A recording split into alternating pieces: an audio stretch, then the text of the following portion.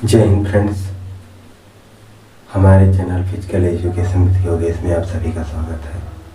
I hope आप सभी स्वस्थ होंगे। पिछली क्लास में हम लोगों ने ब्लड के बारे में पढ़ लिया था। हम लोगों ने अभी तक 2 चैप्टर कवर कर लिया है। इसमें से पहला है स्केलेटन सिस्टम और दूसरा है ब्लड। अब आज हम लोगों को नया चैप्टर स्टार्ट करना है जिसे पाचन तंत्र या डाइजेस्टिव सिस्टम कहा जाता है।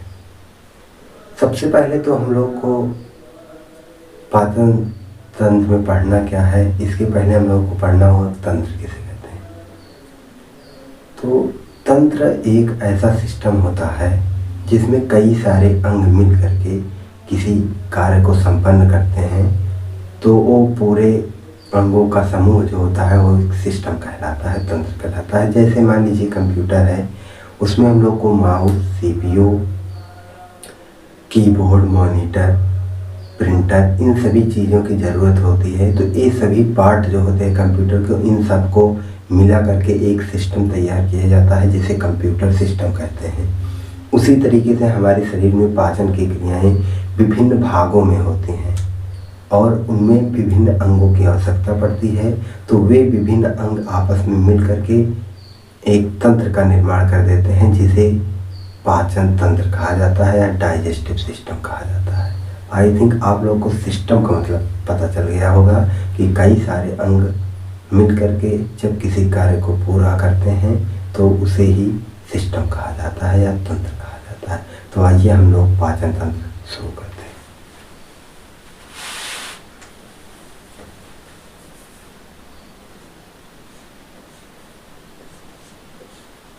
पाचन तंत्र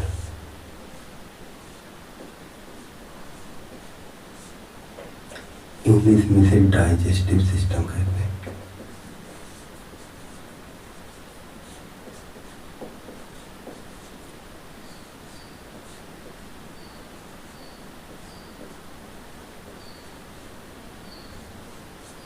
डाइजेस्टिव सिस्टम कहा जाता है। तो हम लोगों ने तंत्र का मतलब समझ लिया। पाचन का मतलब हमारे भोजन को पचाने में जो सहायक होता है वही तंत्र पाचन तंत्र कहलाता है। तो सबसे पहले तो हम लोग को पाचन तंत्र के भागों के बारे में पढ़ना होगा। पाचन तंत्र में कौन कौन से पार्ट आते हैं और किन किन पार्टों का क्या महत्व होता है, वे किस प्रकार के कार्य करते हैं। इस चैप्टर में हम लोग इन सारी बातों को कवर करने वाले हैं। तो पाचन तंत्र को सबसे पहले हम लोग 2 भाग में बांटते हैं। एक में आता है आहार नाल,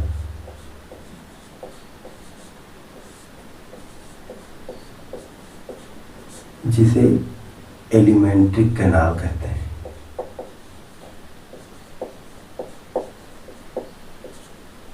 एलिमेंट्री कैनाल कहा जाता है। और दूसरा पार्ट आता है पाचन ग्रंथियां।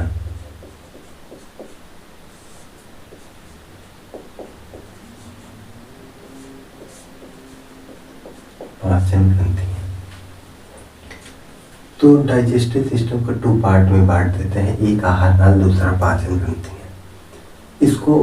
इसमें जो है आहार नाल ये बताता है कि हमारा भोजन किन किन भागों से आगे होते हुए आगे बढ़ता है, वो आहार नाल में आता है। जैसे सबसे पहले हम लोग भोजन को मुंह में खाते हैं, वहाँ चबाते हैं, उसके बाद वो भोजन आहार जिसे ग्रास नली कहते हैं उसके माध्यम से नीचे होता हुआ हमारे आमाशय यानी स्टमक में जाता है।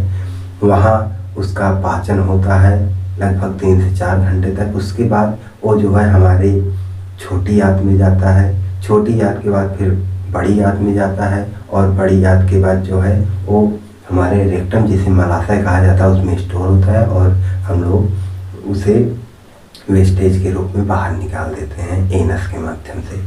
तो वे पूरी प्रक्रिया जिसमें से भोजन हमारे जिन जिन भागों से होकर जाता है उसे ही आहार नाल कहते हैं। यहाँ पर एक कंफ्यूजन बहुत बना रहता है कि ग्रास नली जिसे ओइसोफिगस कहा जाता है वो और आहार नाल सेम होते हैं। नहीं, ये कंफ्यूजन नहीं रखना है। आहार नाल और ग्रास नली दोनों अलग अलग चीज़ें होती हैं।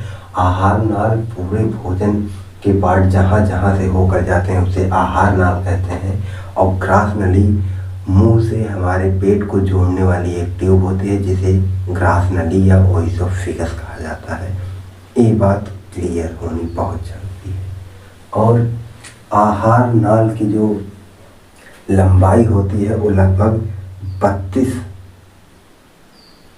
फीट होती है, यानी कितना बड़ा होता हो, 32 फीट आहार नाल की लंबाई होती है। ये बात ध्यान रखिएगा।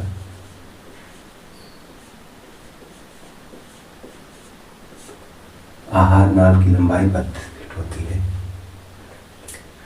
अब पाचन ग्रंथियों में कई तरीके की ग्रंथियाँ पाई जाए। पाचन ग्रंथियाँ उस जो है एंजाइम का स्राव करती है जिससे हमारे भोजन को पचने में सहायता प्रदान होती है। मतलब पाचन ग्रंथियों से स्रावित होने वाले एंजाइम हमारे भोजन को पचाने में सहायता करते हैं, यही है। अब आहार नाल के बारे में सबसे पहले हम लोग पढ़ेंगे कि आहार नाल में कौन कौन से पार्ट आएंगे। तो इसमें जो है लगभग कौन कौन से पार्ट, सबसे पहले तो हमारा आता है, पहले हम इसको समझा देते हैं उसके बाद लिखेंगे। सबसे पहले हम लोग भोजन जब मुंह के माध्यम से ग्रहण करते हैं तो ये जो मुख गुहा है, गुहा मतलब होता है स्थान और मुख मतलब मुंह का, तो मुंह में जो स्थान पाया जाता है उसे ही मुख गुहा, इंग्लिश में इसे बक्कल कैविटी कहा जाता है। हम लोग यहीं से भोजन ग्रहण करते हैं। बक्कल कैविटी से होते हुए हमारा भोजन हम यहाँ चबा लेते हैं भोजन को, जिससे वो छोटे छोटे टुकड़ों में टूट जाता है। जब भोजन छोटे छोटे टुकड़ों में टूट जाता है तो भोजन अब भोजन न रहकर उसे बोलस कहा जाता है। एक क्वेश्चन पेपर में पूछा जा सकता है कि मुख गुहा में भोजन को चबाने के पश्चात भोजन किस रूप में आगे बढ़ता है, तो बोलस के रूप में आगे बढ़ता है। उसके बाद ये तो हो गया सबसे पहले मुख गुहा की बात। उसके बाद भोजन हमारा आगे बढ़ता है तो कहाँ बढ़ता है, वो हमारे ओइसोफेगस जिसे ग्रास नली कहा जाता है उसके माध्यम से नीचे जाता है धीरे धीरे। और यहाँ पर इम्पोर्टेंट ये है कि ग्रास नली में पाचन की कोई क्रिया नहीं होती है। ये महत्वपूर्ण क्वेश्चन है। ग्रास नली में कोई पाचन की क्रिया नहीं होती है, तो भोजन बोलस रूप में हमारे अब ग्रास नली से नीचे जाता है। उसके बाद भोजन हमारे ग्रास नली से नीचे होकर आमाशय में जाता है जिसे स्टमक कहा जाता है। भोजन स्टमक में सबसे अधिक टाइम तक रहता है, लगभग 3 से 4 घंटे तक। यहाँ पर पाचन की क्रिया बहुत ही देर आराम से होती है, जिससे हमारा भोजन से जितने भी प्रोटीन वसा कार्बोहाइड्रेट जो भी पाया जाता हो सबका पाचन अच्छे तरीके से हो सके। इसलिए भोजन स्टमक में काफ़ी टाइम तक लगभग 3 से 4 घंटे तक रहता है। ये भी प्रश्न पूछा गया है एग्जाम में कि सबसे अधिक देर तक भोजन का बोलस रूप कहाँ रहता है, तो आमाशय में रहता है लगभग 3 से 4 घंटे तक। अब पेट के बाद जो है हम लोग आगे बढ़ेंगे, तो पेट के बाद जब हम लोग आगे बढ़ते हैं तो हमारा भोजन एक छोटी आंत में जाता है और पाचन की पूर्ण प्रक्रिया यहीं पर समाप्त होती है छोटी आंत में। छोटी आंत में कैसे होता है उसका हम लोग आगे देखेंगे।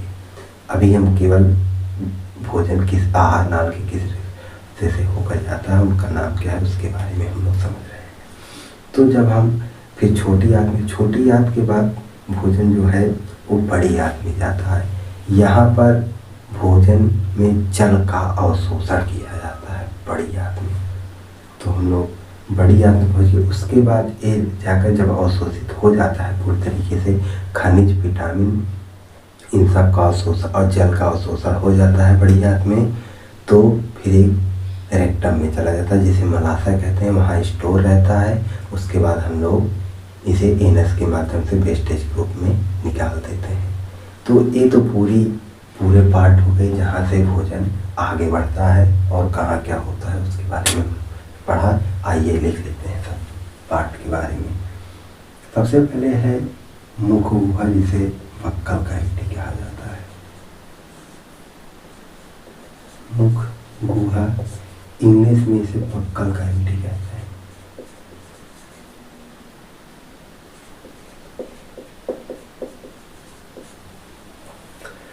मुख हुआ के बाद हमारे भोजन जो है हमारे ग्रास नली में जाता है, जिसे ओइसोफेगस कहा जाता है।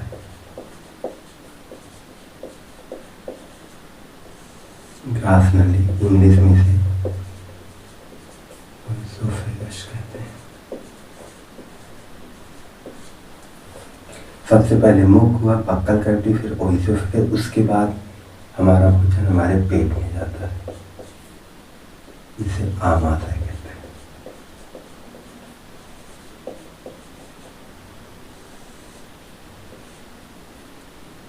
स्टमक कहा जाता है इंग्लिश में से। यहाँ पर भोजन सबसे अधिक देर तक रुकता है पाचन के लिए।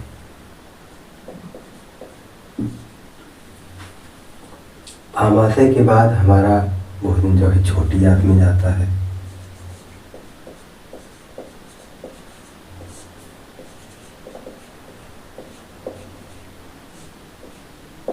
छोटी आंत इसे स्मॉल इंटेस्टाइन कहते हैं।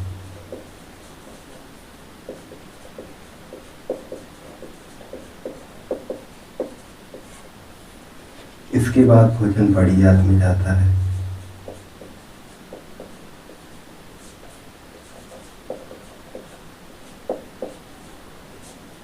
जिसे लार्ज इंटेस्टाइन कहते हैं।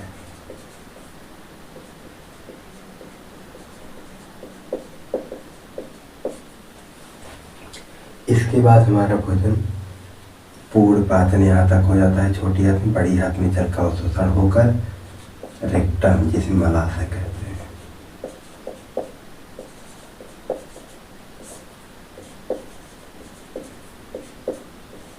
यहाँ पर स्टोर रहता है। उसके बाद एनस के माध्यम से बाहर निकल जाता है।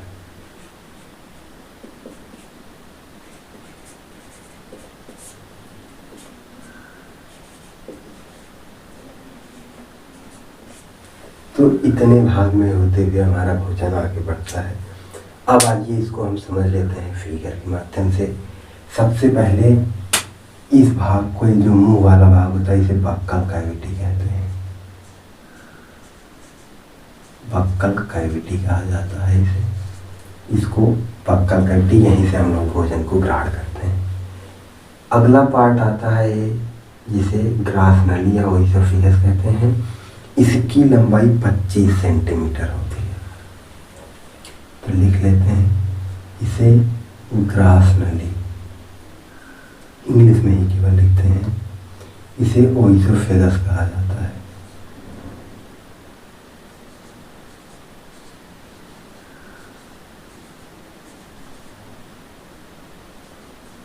इसे ओइसोफेगस कहते हैं। इसकी लंबाई 25 सेंटीमीटर होती है। उसके बाद ग्रास नली से होते हुए भोजन हमारे पेट में आता है। इसको आमाशय या स्टमक कहते हैं। स्टमक कहते हैं। 3 भाग हम लोगों ने आ गए हैं। पेट में यहाँ बहुत सारी क्रियाएं होती हैं जिसके माध्यम से पाचन होता है। इसके हम लोग बाद में पढ़ेंगे। पेट के भी पार्ट के बारे में बाद में पढ़ेंगे। उसके बाद हमारा भोजन भी पेट से होते हुए छोटी आंत में आता है।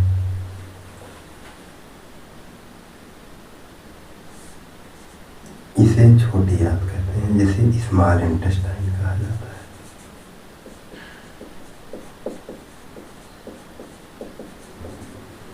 उसके बाद फिर भोजन बड़ी आंत में जाता है। इसे लार्ज इंटेस्टाइन कहते हैं।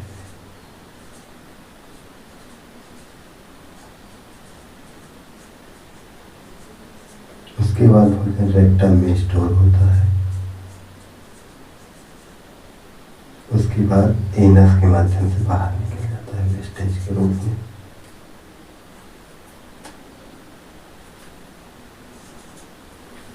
इतने पार्ट से भोजन आगे बढ़ता है। सबसे पहले बक्कल कैविटी से हम लोग भोजन ग्रहण करते हैं। उसके बाद भोजन बोलस रूप में ओसोफेगस में आता है, जिसकी लंबाई 25 सेंटीमीटर होती है।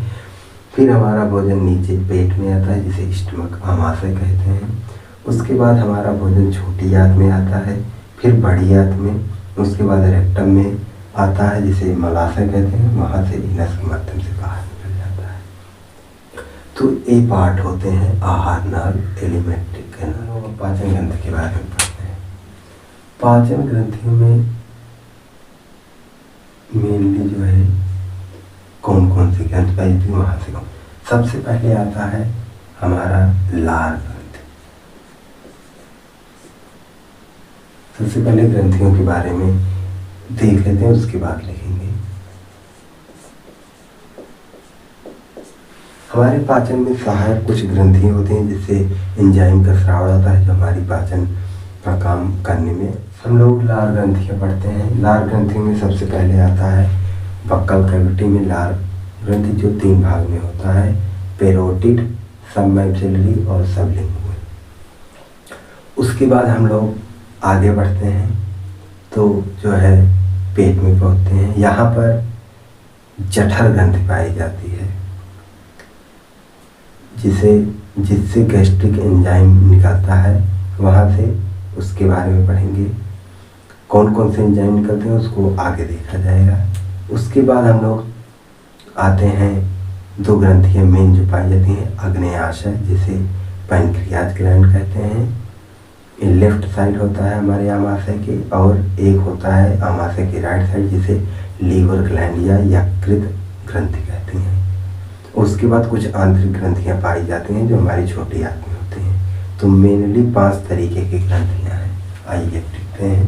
पहला लार ग्रंथि हो गया, उसके बाद आता है लार ग्रंथि के बाद जठर ग्रंथि,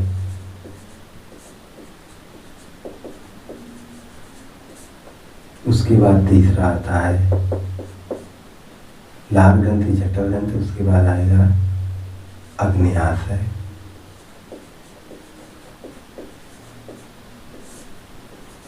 ग्रंथि, उसके बाद आएगा यकृत ग्लैंड, यकृत ग्रंथि, और कुछ आंतरिक ग्रंथियां पाई जाती हैं, आंतरिक ग्रंथि।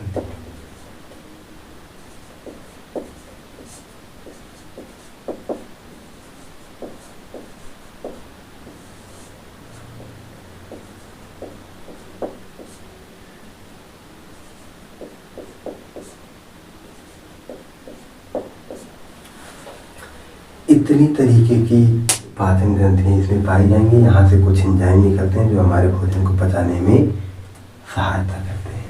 तो आज हम लोगों ने पूरे ओवरव्यू के बारे में डाइजेस्टिव सिस्टम की पढ़ लिया है। अब इसके आगे की बात हम लोग अगली क्लास में करेंगे।